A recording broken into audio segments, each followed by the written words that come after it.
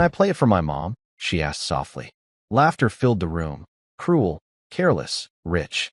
But none of them knew the maid's daughter was about to change everything. "Can I play it for my mom?" That's what she asked. Just a little girl in a faded blue dress, at a party where her mother wasn't even allowed to stand still. It was supposed to be her mother's birthday, a quiet celebration that never came. Instead, the night became something else entirely. Behind the laughter of the rich and the glitter of the chandeliers, a secret waited. 10 small fingers, a heart full of music, and a courage no one saw coming. They thought she was just the maid's daughter, but they were about to hear the truth, one note at a time. And what started as a daughter's simple birthday gift ended as a moment that silenced a room. This is the story of how a maid's daughter made the giants listen, how a single note shattered a room built on power and changed everything. And before I forget, where are you watching from today? Leave a comment below. We love seeing how far these stories reach. Enjoy the story. She was a whisper in a world of roaring laughter, a secret no one was meant to see. From her hiding place behind a thick velvet curtain, she watched the giants in their glittering kingdom and wondered if they ever felt small. The Caldwell penthouse was a castle in the sky, perched on the 70th floor, with windows that swallowed the city lights below. Inside, the air was a rich mix of French perfume, roasted lamb, and the crisp smell of money. Crystal glasses chimed, a delicate music accompanying the hum of self-important conversation. Men in dark, tailored suits stood like oaks, their wives draped in jewels that shattered the chandelier light into 1,000 tiny rainbows. They were the city's architects of fortune, moving with the slow, certain grace of people who had never been denied a thing. Into this world of polished perfection, 10-year-old Chloe was a smudge. She was tucked away in a small alcove near the service corridor, her small body swallowed by the heavy, crimson curtain. Her mother had given her one simple instruction: stay quiet and stay hidden. Chloe was good at being quiet. She wore a simple blue dress, faded from countless washes, and a pair of worn-out sneakers. Her blonde hair was tied back in a simple ponytail, a few stray strands falling across a face that was all big, curious blue eyes. Those eyes missed nothing. They saw the faint sheen of sweat on the host's brow and the weary slump in her own mother's shoulders. Her mother, Susan, was a ghost of a different kind. She moved through the lavish party with practiced invisibility, a tray of canapes held perfectly level. She refilled empty glasses, cleared discarded plates, and offered polite, deferential smiles to people who looked right through her. Susan was a maid, a cleaner, a servant. Tonight, she was part of the catering staff, an extra pair of hands to ensure the seamless comfort of the city's elite. To Chloe, she was the whole world. She was the warm hands that brushed the hair from her face and the soft voice that sang her to sleep. Chloe watched her mother offer a plate of miniature quiches to a woman dripping with diamonds. The woman waved a dismissive hand, not even bothering to look at Susan. Susan's smile didn't falter, but Chloe saw the slight tremor in her hand as she turned away. A quiet anger, hot and sharp, pricked at Chloe's heart. She didn't understand these people, who had so much of everything they couldn't spare a single drop of kindness. The host of the evening was Harrison Caldwell. He was a tall, imposing man, perfectly fitted in a black tuxedo that seemed cut from shadow. His silver hair was impeccably styled, and his face was handsome but severe, with eyes that assessed and dismissed in the same cold glance. He was the king of this castle, and he ruled his kingdom with an iron will. He had built his real estate empire from the ground up and wielded its power like a scepter, believing his immense wealth was a reflection of his superior character. Chloe saw Mr. Caldwell corner her mother near the kitchen entrance. His voice was a low, cutting rumble, but in a momentary lull, the words carried. "Susan, that tray is nearly empty. Are you waiting for an invitation to refill it? My guests are not paying thousands of dollars to stare at bare silver." "Yes, Mr. Caldwell." "Right away," Susan murmured, her head bowed. "Look at me when I'm speaking to you," he snapped. "And your uniform. There's a loose thread on your cuff. Do you have any idea how unprofessional that looks? I expect perfection. Is that understood?" "Yes, Mr. Caldwell. I'm very sorry." Chloe's hands clenched into tight fists. She wanted to run out there, to stand in front of her mother and shout at the icy man. But she knew it would only make things worse. It would cost her mother this job, and they needed the money. So she stayed silent, the angry words locked behind her teeth, and watched her mother retreat into the kitchen, her shoulders a little more stooped than before. It was in that moment of helpless frustration that Chloe's eyes fell upon the room's true centerpiece. It wasn't the glittering chandelier or the panoramic view. It was the piano. It was a Steinway concert grand, a magnificent beast of polished ebony so black it seemed to hold the night sky in its reflection. It sat on a raised platform in the curve of the great window, a silent king waiting to speak. Its perfection was absolute. At home, in their cramped apartment, there was an old, beat-up upright piano from her grandmother. Half the keys were yellowed, and one always stuck, but Chloe loved it fiercely. It was her friend, the place where she could turn feelings she couldn't say out loud into something beautiful. Her great-grandfather, a war veteran she knew only from stories, had taught her grandmother to play. Chloe stared at the Steinway, mesmerized. She could almost feel the smooth, cool ivory under her fingertips. She could imagine its voice, not the tinny sound of her piano at home, but a voice that was rich, powerful, and pure. A voice that could fill this entire room and silence all the meaningless chatter. An hour passed. The party wore on, a slow dance of wealth and ego. Chloe's legs began to ache. Her mother had arranged for her to go home with another staff member, Mrs. Gable, at 10. But then she saw Harrison Caldwell stop her mother again. "I'm going to need you to stay late, Susan," he said, not a request but a command. "Someone has spilled wine on the Persian rug in the study. It needs to be attended to immediately. Then the kitchen needs a final deep clean." Susan's face fell, a flicker of disappointment, so brief only Chloe could have caught it. "Mr. Caldwell," she began, her voice hesitant. "My daughter is waiting, and tonight is—" "Is what?" he interrupted, his patience wearing thin. "This is more important. You'll be paid for the overtime." He turned and walked away, the matter settled. But Chloe knew what her mother had been about to say. Tonight was her mother's birthday. She was turning 35. A small, lopsided cupcake with a single candle was waiting for her in their refrigerator. That was to be their celebration. Now, her mother would be stuck here for hours, cleaning up after people who didn't even see her, on a day that was supposed to be hers. The injustice of it all swelled in Chloe's chest until she felt she might burst. She felt so small, so powerless. What gift could she possibly give her mother to make up for this spoiled evening? She had no money. She had nothing. Then, her eyes went back to the piano. It was a crazy idea. A terrifying, impossible idea. These people would laugh at her. They would be angry. But the thought took root, a tiny seed of defiance. Music was the only real thing she had. It was the one part of her that felt strong and true. Maybe, just maybe, it could be a gift. One song. A song for her mother, to let her know she was seen, that she was loved. Her heart started to hammer against her ribs. Her palms grew damp. She thought about her great-grandfather. They said he played the piano in the middle of a war, that his music gave tired soldiers strength. He had been brave.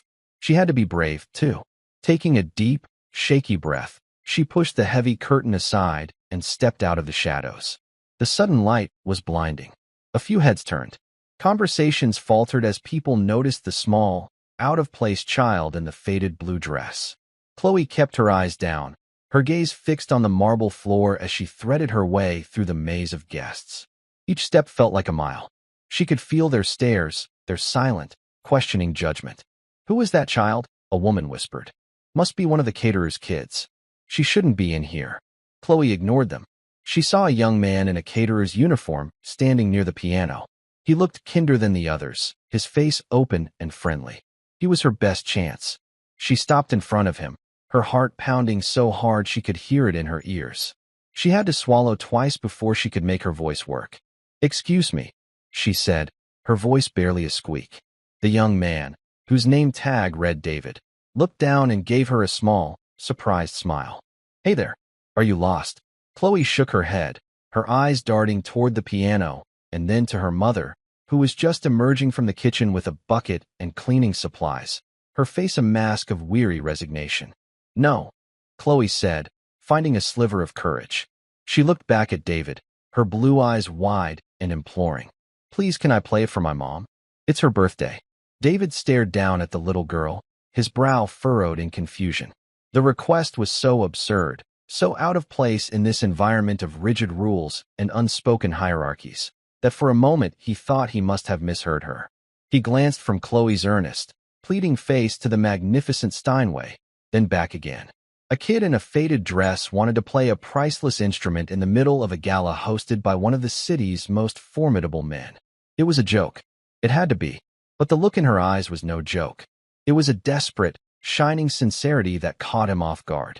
He saw her quick, worried glance towards her mother, who was now on her hands and knees by the far wall, preparing to tackle the wine stain on the expensive rug. He saw the bucket, the cleaning rags, the tired curve of Susan's back. It was her birthday. The words echoed in his head. A few of the guests closest to the piano had overheard. A woman with a tight, ageless face let out a short, sharp laugh, like the bark of a small dog. "Did you hear that, darling?" she said to the man beside her. "The maid's daughter wants to perform." The man, portly and red-faced, chuckled into his champagne flute. "A regular little prodigy, I'm sure. Perhaps she'll play chopsticks for us." The mockery was a splash of cold water, and David's spine stiffened. He was just a college kid working a catering gig to pay for his textbooks, but he knew cruelty when he saw it. He looked back down at Chloe, whose face had gone pale, her small flicker of bravery threatening to be extinguished by their contempt. I don't think that's a good idea," David whispered, his voice full of apology. "You could get in a lot of trouble. Your mom could get in trouble." "Please," Chloe whispered back, her voice trembling but resolute. "It's the only gift I have for her. I'll only play one song. I promise." Before David could answer, a shadow fell over them. Harrison Caldwell had noticed the disturbance, the small ripple in the smooth pond of his party, and had moved to correct it. His presence was immediately chilling. The air grew colder, the light seemed to dim. "What is going on here?" he asked, his voice low and dangerously calm. His cold eyes swept over David, dismissing him as insignificant, before landing on Chloe. His lips thinned into a line of profound disapproval. "What is this child doing out here? I thought I made it clear that the staff's families were not to be present." David's heart hammered in his chest. "Sir, she was just. I was not speaking to you." Caldwell cut him off without a glance. He directed his full, intimidating attention back to the 10-year-old girl. "You? Who are you?" Chloe shrank back, her courage failing under his icy stare. She couldn't find her voice. She could only stare at the polished black tips of his shoes. At that moment, Susan looked up from her work. Her eyes widened in horror as she saw her daughter standing before her powerful, unforgiving employer. A wave of pure panic washed over her. She scrambled to her feet, wiping her damp hands on her apron, and hurried across the floor, her steps clumsy with fear. "Chloe, what are you doing?" she cried, her voice strained. She reached her daughter and put a protective arm around her, pulling her close. "I am so sorry, Mr. Caldwell. So sorry. She was supposed to stay hidden. She didn't mean to disturb anyone. I'll take her home right now." She began to pull Chloe away, her grip tight with urgency. But Chloe resisted. She planted her worn-out sneakers firmly on the marble floor. "No, Mama," she said, her voice small but surprisingly firm. She looked up at her mother, her blue eyes shining with unshed tears. "It's for you. For your birthday." Susan's face crumpled. The mention of her birthday in this context was a new kind of humiliation. It was a private, humble thing, not something to be aired out in front of these people, especially not in front of this man. "Hush, baby, not now," she pleaded, her voice cracking. "Let's just go." Harrison Caldwell watched the pathetic little scene with a look of utter distaste. He saw not a mother and daughter, but a breakdown in the proper order of things. He saw a mess that needed to be cleaned up. "She wants to play the piano, Mr. Caldwell," the red-faced man supplied with a malicious grin. "For her mother." A wave of derisive laughter rippled through the nearby guests. It was quiet, but it was sharp, and it cut Chloe to the bone. They were laughing at her. They were laughing at her mother. They were laughing at the very idea that a gift from someone like her could have any value in a place like this. Caldwell's gaze drifted to the Steinway, and then back to Chloe. A cruel, condescending smirk touched his lips. "The piano? Don't be ridiculous. That is a $190,000 concert instrument, not a toy for a servant's child to bang on." He leaned down slightly, bringing his face closer to Chloe's, his voice dropping to a conspiratorial, mocking whisper. Go home and play with your dolls. This is a world for adults. The insult was not just to her, but to her mother, to their life, to everything they were. And in that moment, something inside Chloe snapped. The fear, the anger, the helpless frustration, it all coalesced into a single point of fiery defiance. The stories of her great-grandfather, the war veteran, flashed through her mind. He hadn't been afraid. He had faced down cannons and guns. She was only facing a man in a tuxedo. She pulled away from her mother's grasp. She lifted her chin and looked Harrison Caldwell directly in the eye. The timid, frightened child was gone. In her place was someone he had never seen before. My great-grandfather was Sergeant James Miller of the 101st Airborne, she said, her voice ringing with a sudden, startling clarity that silenced the nearby whispers. He received the Silver Star at Normandy. He said that music wasn't a toy. He said it was a weapon against the darkness. And he said that a person's worth isn't measured by how much money they have, but by what's in their heart. A stunned silence fell over the small crowd. They had expected tears, not a history lesson. They had expected a child's retreat, not a soldier's stand. Harrison Caldwell was so taken aback that for a second, he was speechless. His smirk vanished, replaced by a flicker of disbelief, and then a deep, simmering anger. Who was this little girl to lecture him? Susan stared at her daughter, her heart caught somewhere between terror and a fierce, swelling pride. She had never heard Chloe speak like that. She had never seen that fire in her eyes. Chloe didn't wait for a response. She saw the opening, the momentary crack in the wall of their arrogance, and she took it.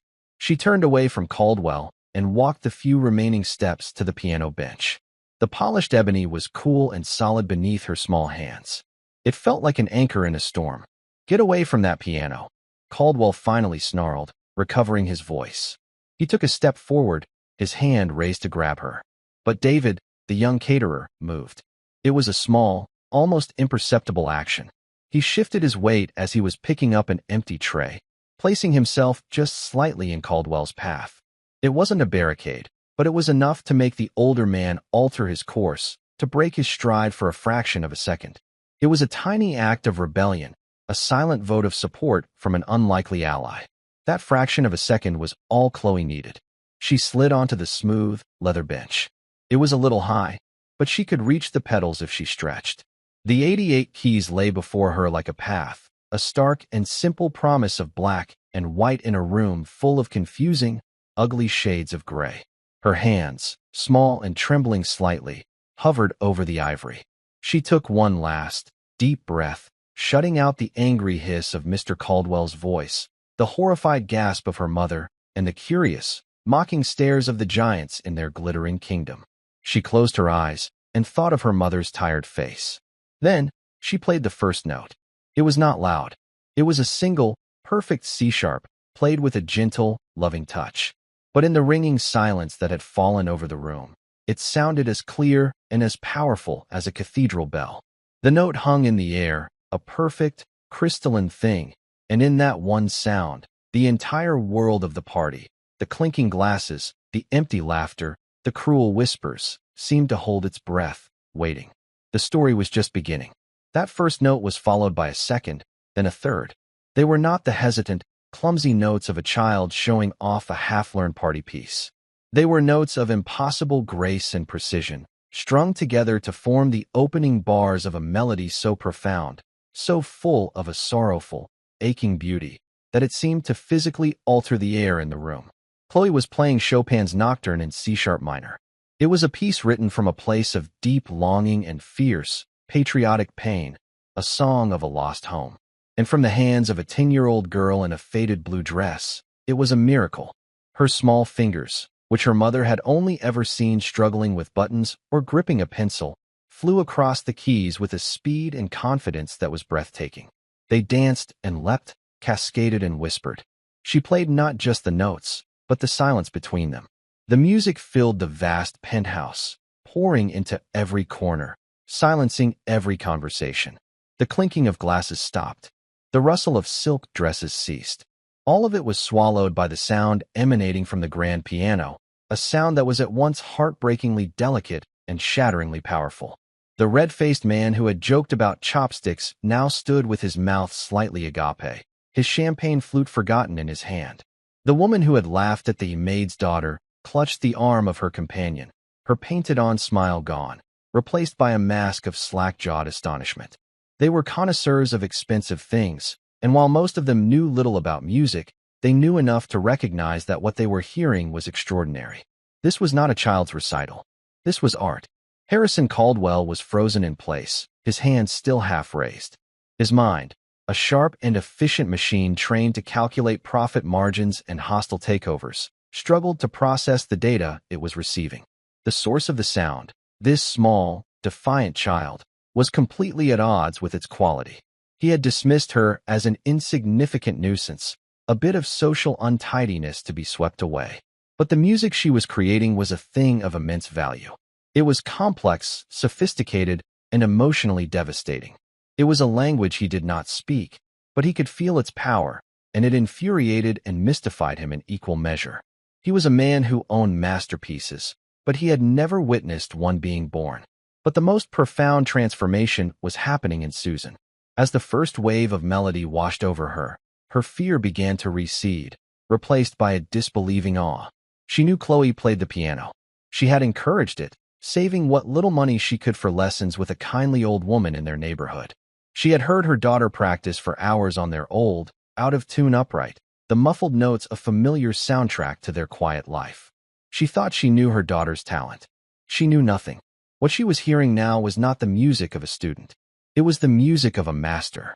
The depth of emotion Chloe was wringing from the instrument, the rage, the sorrow, the fleeting moments of transcendent hope, was far beyond the emotional capacity of a 10-year-old. It was as if Chloe had tapped into some deep, ancient well of human experience. Where had this come from? How had this incredible, powerful gift been hiding inside her quiet, unassuming little girl? Susan sank into a nearby chair, her legs suddenly unable to support her. Tears began to stream down her face, but they were not tears of fear or humiliation.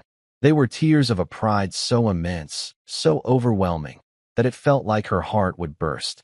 She was seeing her daughter for the first time, not as the child she needed to protect, but as the incredible, luminous being she truly was. The world had tried to make them both small, to define them by their poverty and their position. But in that moment, her daughter was the biggest thing in the room. Her music was a roar that drowned out all the giants. The piece moved into its tumultuous middle section. The tempo quickened, the notes becoming a furious, passionate storm. Chloe's body swayed with the music, her ponytail swinging like a metronome. She was no longer just playing the piano, she was commanding it. The Steinway, which had seemed so imposing and untouchable, was now an extension of her own small body, an amplifier for the gigantic feelings raging within her. The music spoke of her anger at Mr. Caldwell, of her frustration at their poverty, of her fierce, protective love for her mother. It was a tempest of emotion, rendered with flawless, terrifying technical skill. A few of the guests, recovering from their initial shock, began to whisper, "Who is she? I've never heard anything like it." An elderly gentleman with a kind face and watery eyes, who had been sitting quietly in a corner all evening, leaned towards his wife. "That's the posthumous nocturne," he murmured, his voice thick with emotion. "I've heard it played at Carnegie Hall. Never like this. Never with such honesty." His name was Mr. Abernathy, a quiet philanthropist and a lifelong patron of the arts. He had donated millions to the city's symphony, but his face held a look of reverence he usually reserved for seasoned maestros, not unknown children. David, the young caterer, stood near the wall, a tray of empty glasses balanced in his hands. He had forgotten completely about his duties. He watched Chloe, a huge, goofy grin spreading across his face. He had been the gatekeeper. He had been her one small chance, the person who hadn't immediately said no. And he felt a ridiculous, bubbling sense of pride, as if he had somehow discovered this hidden treasure himself. He caught Susan's eye across the room and gave her a small, encouraging nod. She returned it with a watery, grateful smile. The storm of the music began to subside. The furious cascade of notes softened, returning to the haunting, lyrical melody of the beginning. It was the sound of a sunrise after a long, dark night. It was the sound of tears drying. It was a promise that even after the deepest sorrow, there could be peace. Chloe's touch on the keys became impossibly gentle, each note a soft, falling star. The final chords hung in the air, shimmering, before fading slowly into a perfect, profound silence. For a full 10 seconds after the last note died away, the room was utterly still. No one moved. No one breathed. The silence was more powerful than any applause. It was a shared, sacred space that Chloe had created, a moment of pure, unadulterated truth in a room built on artifice. Then, Mr. Abernathy, the elderly philanthropist, rose slowly to his feet. He began to clap. His applause was not the polite, rhythmic clapping of a society gala. It was loud, heartfelt, and genuine. A moment later, his wife joined him. Then, another guest, and another.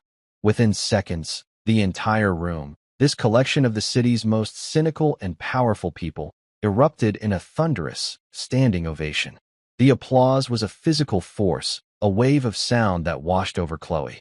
She opened her eyes, looking out from the shelter of the piano. She seemed dazed, as if waking from a dream. She saw the faces of the guests, no longer mocking or dismissive, but filled with a stunned, unadulterated admiration. She saw Mr. Caldwell, his face a complex mask of shock and grudging respect. And she saw her mother, her face shining with tears and a love so powerful it was the only thing that felt real in the entire, glittering room. Chloe slid off the piano bench. The applause continued to roar around her. She had wanted to give her mother a gift. She had wanted to play her a song.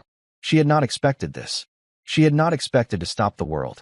The applause, which had been a roaring ocean, slowly receded, leaving behind a shore of hushed, reverent whispers. The guests, still on their feet, looked at the small girl by the piano as if she were an apparition. They had come tonight expecting to see and be seen, to engage in the familiar rituals of their class. They had not expected to bear witness to a moment of genuine, unvarnished genius. Chloe, caught in the eye of this strange, silent storm, took a hesitant step back towards her mother. It was the instinct of a child seeking safety after a great and terrifying leap. The music had been a shield, a world she could control. Now, without it, she was just a 10-year-old girl again, standing in a room full of strangers, her worn-out sneakers a stark contrast to the sea of designer heels and polished leather. Susan rushed forward and wrapped her arms around her daughter, burying her face in Chloe's blonde hair. "Oh, baby," she whispered, her voice choked with a mix of pride, relief, and a lingering, bone-deep fear. You were incredible."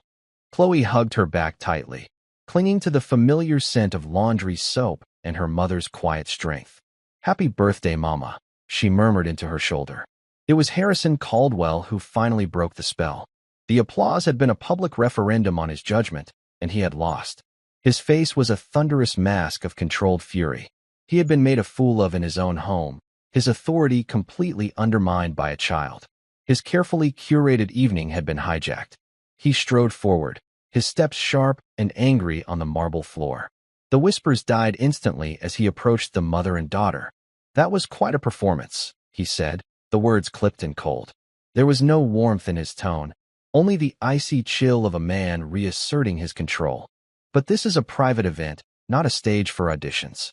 Susan, I believe I gave you a task to complete." The threat was clear and vicious.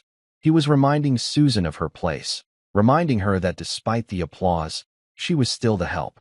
She was the maid who was supposed to be cleaning his rug, not the mother of a prodigy.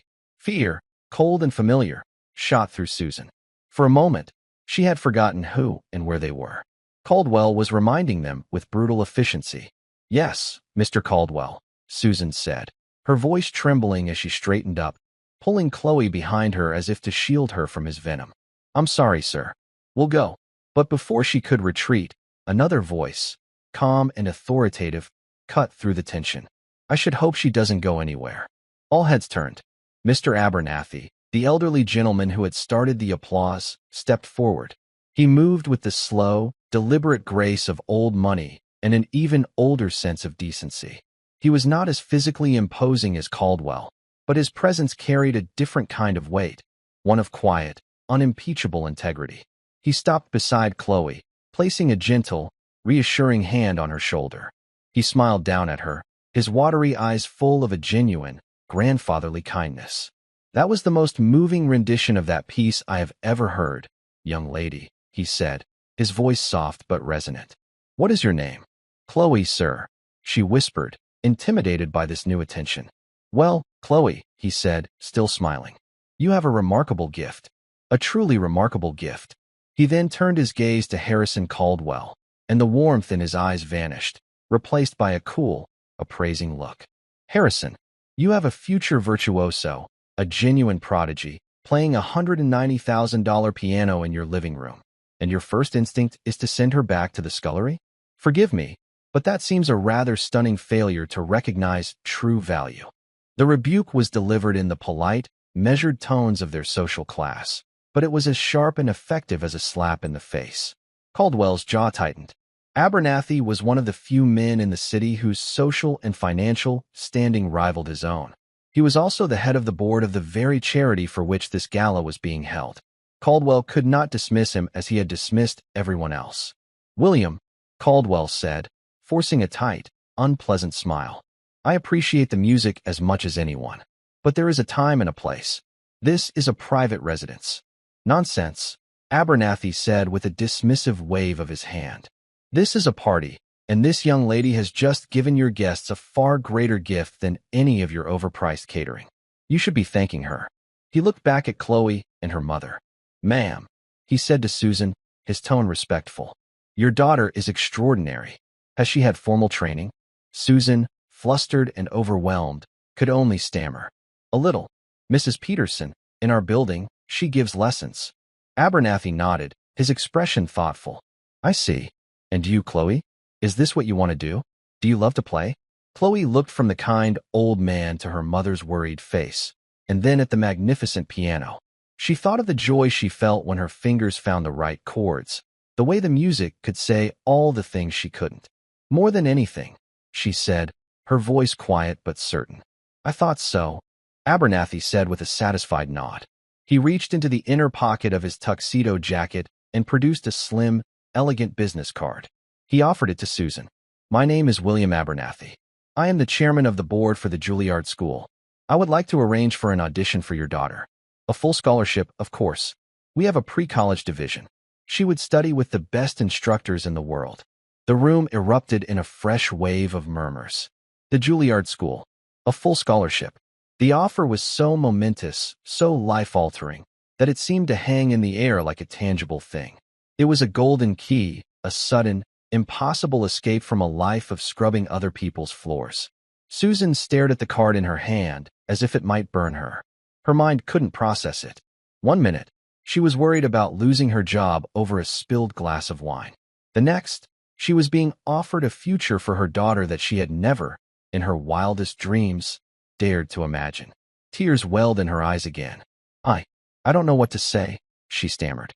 "Say yes," Abernathy said gently. For Harrison Caldwell, this was the final, unforgivable humiliation. Not only had he been upstaged, not only had he been publicly rebuked, but now his party was being used as a backdrop for this fairy tale discovery. Abernathy was anointing this child, this nobody, right here on his Persian rug. It was a complete and total usurpation of his authority. "This is hardly the venue for such arrangements, William," Caldwell said, his voice dangerously low. He took a step closer, trying to reclaim the center of attention. He looked down at Chloe, a cruel, calculating glint in his eyes. He decided that if he couldn't intimidate her, he would try to purchase her. "The girl has talent, I'll grant you that," he said, adopting a tone of magnanimous patronage. "In fact, I'm feeling generous tonight. I'll match your offer, William. My own family foundation will cover her expenses. She can attend any music school she chooses. There's no need to make this a public spectacle." It was a blatant power play. He was trying to co-opt Chloe's success, to turn her into one of his charitable acquisitions, another jewel in his philanthropic crown. He wanted to own her story. But Chloe looked at him, at his cold eyes and his false, possessive smile, and she was not tempted. She had seen the way he treated her mother. She had felt the sting of his contempt. She knew that his offer was not a gift, but a cage. She took her mother's hand, her small fingers curling around Susan's. "Thank you, sir," she said, looking not at Caldwell, but at the kind old man who had seen her, not as a nuisance or an opportunity, but as a person. "We'll call you Mr. Abernathy." The choice was made. The rejection was absolute. In that quiet, simple sentence, a 10-year-old girl had publicly spurned the offer of one of the most powerful men in the city in favor of another. She had chosen kindness over power. The slight was so profound, so complete, that for a moment, Harrison Caldwell's mask of civility cracked, and a look of pure, unadulterated rage flashed in his eyes. The story was no longer about a little girl who played the piano. It was about a battle of wills, a clash of two worlds played out in the heart of a glittering penthouse. And the maid's daughter, armed with nothing but her talent and her integrity, was winning. The silence that followed Chloe's choice was brittle and sharp. Harrison Caldwell's face, which had been a mask of public civility, finally broke. The rage he had been suppressing now burned freely in his eyes. He had been dismissed, publicly, in his own home, by the daughter of his maid. The humiliation was a poison, and it needed a victim. His gaze shifted from Chloe and landed, with crushing weight, on Susan. "I see," he said, his voice a low snarl, stripped of all pretense. "You've raised a very ambitious daughter, Susan.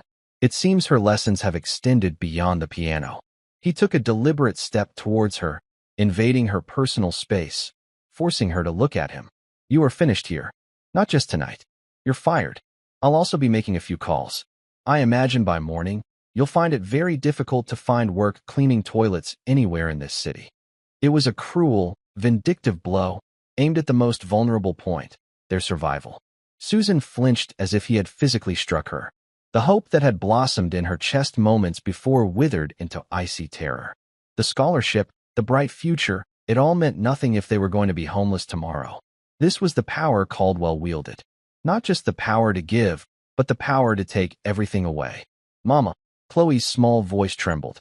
She clutched her mother's hand, feeling the sudden, violent tremor of her fear.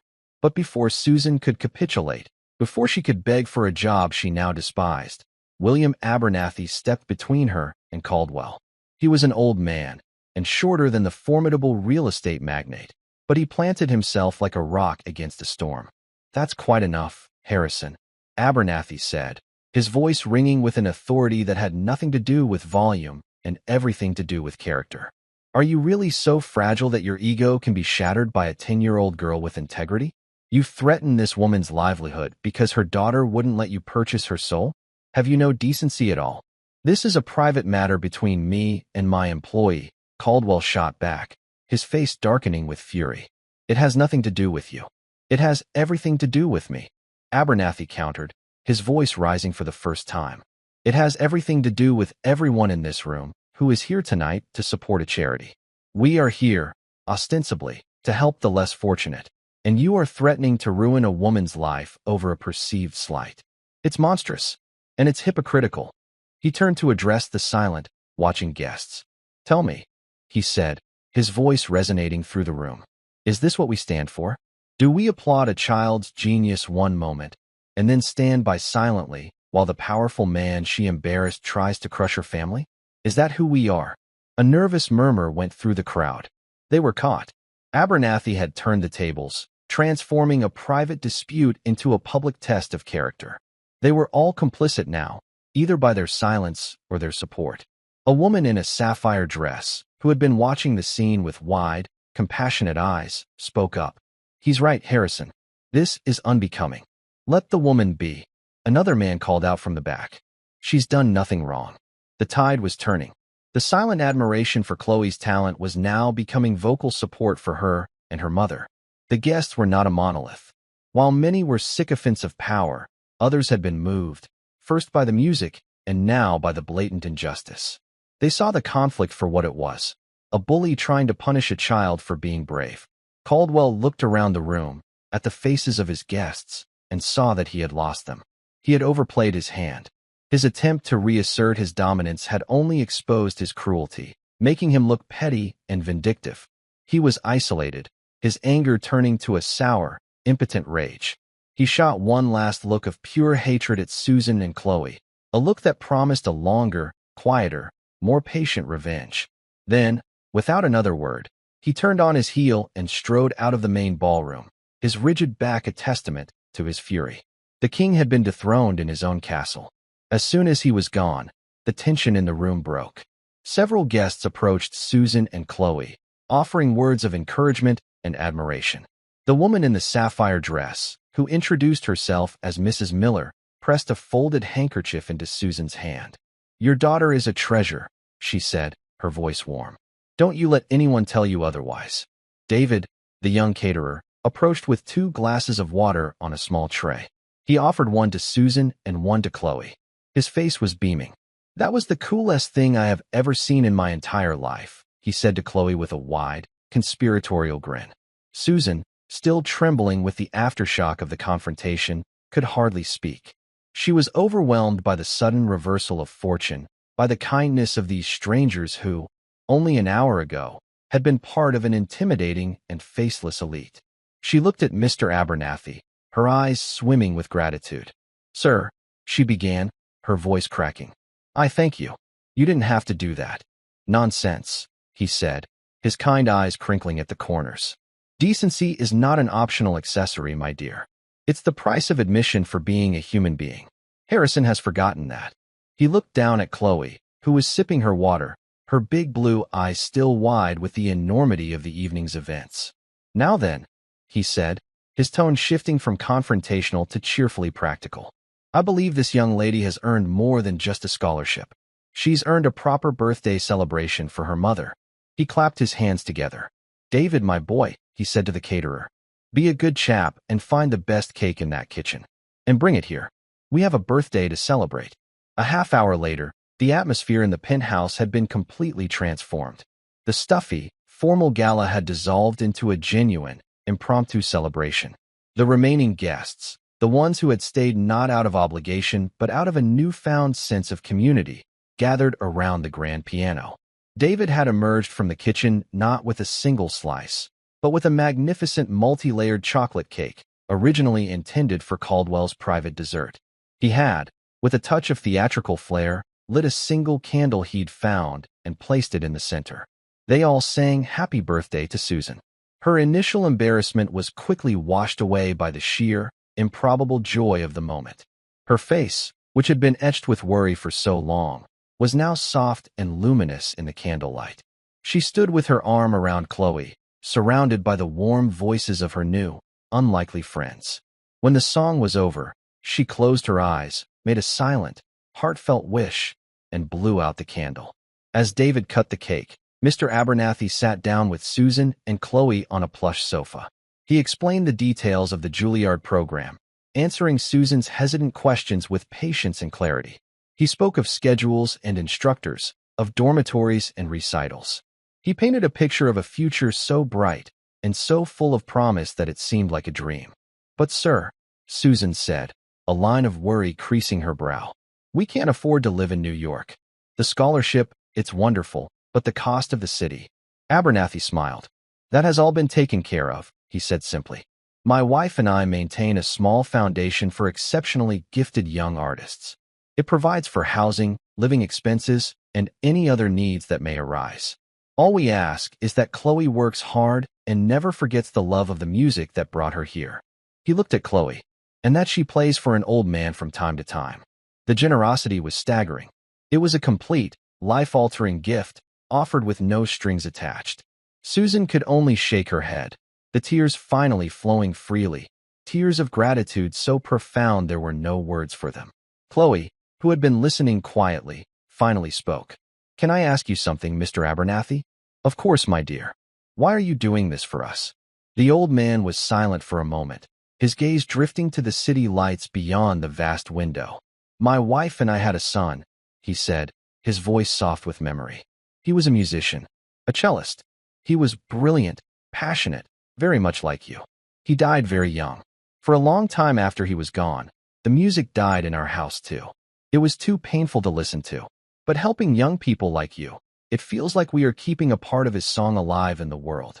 He looked back at Chloe, and his smile was a little sad, but deeply kind. "You reminded me of him tonight. You have the same fire, the same truth in your heart." The evening was drawing to a close. The guests began to depart, leaving with a story they would tell for the rest of their lives. David helped Susan pack up a large piece of cake to take home.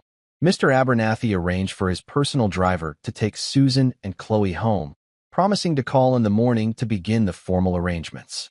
As they stood by the elevator, ready to leave the glittering castle in the sky, Chloe looked back one last time at the grand piano. It stood silent in the now quiet room, its polished ebony surface reflecting the soft lights. It was just an object, a thing of wood and wire and ivory. But tonight, it had been her voice. It had been her weapon. It had been her key to a whole new world. Her mother squeezed her hand, her heart too full to speak. They stepped into the elevator, and as the doors slid shut, they left the world of Harrison Caldwell behind forever, descending back towards the city, towards their small apartment, but on a path that led to a future that was now unbound and filled with music. The ride home was a silent, dreamlike journey. Chloe and her mother sat in the back of Mr. Abernathy's limousine, a car so spacious and quiet it felt like a private room gliding through the city. The seats were made of soft, cream-colored leather that sighed when they sat down, a sound of impossible luxury. Outside, the city lights streaked past the tinted windows, a blurry river of gold and red and white. It was the same city they lived in every day, but seen from this new vantage point, it looked like a place of magic and promise. Susan held Chloe's hand, her thumb stroking the back of her daughter's knuckles. Her mind was a whirlwind, replaying the evening's events in a dizzying loop. Harrison Caldwell's sneering face, the terrifying threat of ruin, the impossible, beautiful sound of her daughter's music, the thunder of applause, the quiet, firm kindness in William Abernathy's eyes. It felt less like a memory and more like a scene from a movie she had watched, a fairy tale that had somehow swallowed them whole.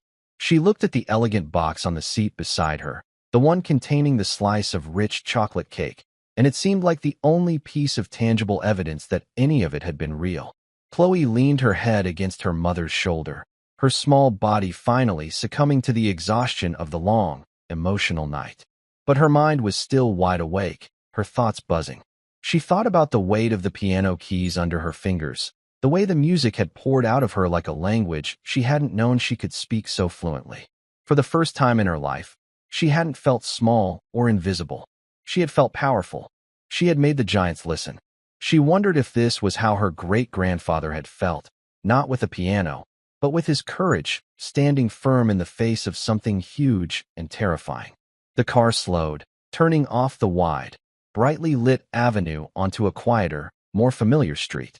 It glided to a stop in front of their apartment building, a modest, 5-story brick structure that looked humbled and small in the glare of the limousine's headlights. Their home. It had always been a refuge, but tonight, the contrast between this simple building and the glass tower they had just left was staggering.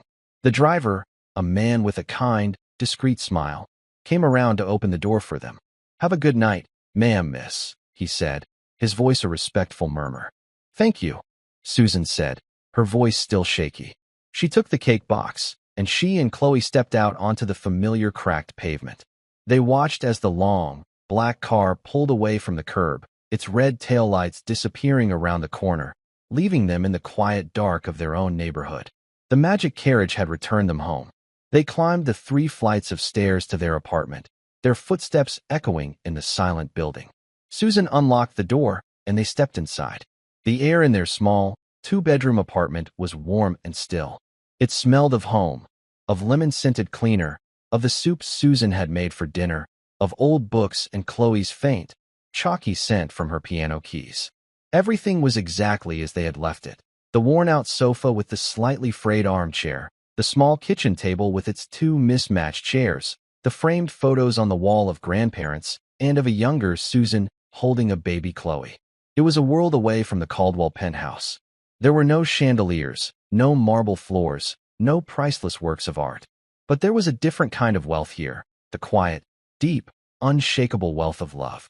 Susan placed the cake box on the kitchen table and then sank onto one of the chairs, the last of her adrenaline finally draining away, leaving her feeling boneless and weak. Chloe sat opposite her, her small feet dangling a few inches from the floor. For a long moment, they just looked at each other, the immensity of what had happened finally beginning to sink in. "Juilliard," Susan whispered.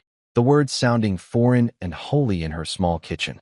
She reached into the pocket of her simple black uniform and pulled out the business card Mr. Abernathy had given her. It was thick and white, the lettering a crisp, embossed black. It felt heavy in her hand, like the deed to a new life. William Abernathy, Chairman of the Board, the Juilliard School. President, the Abernathy Foundation for the Arts. And beneath that, a phone number and an address on Park Avenue. Susan traced the letters of his name with her fingertip. Then she turned the card over. There was a small, handwritten note on the back, in elegant, sloping cursive. P.S. It read, "Please give my warmest regards to your grandmother, Eleanor. Her father was the bravest man I ever knew. He once played the piano for my platoon on a cold night in Bastogne and made us all feel human again.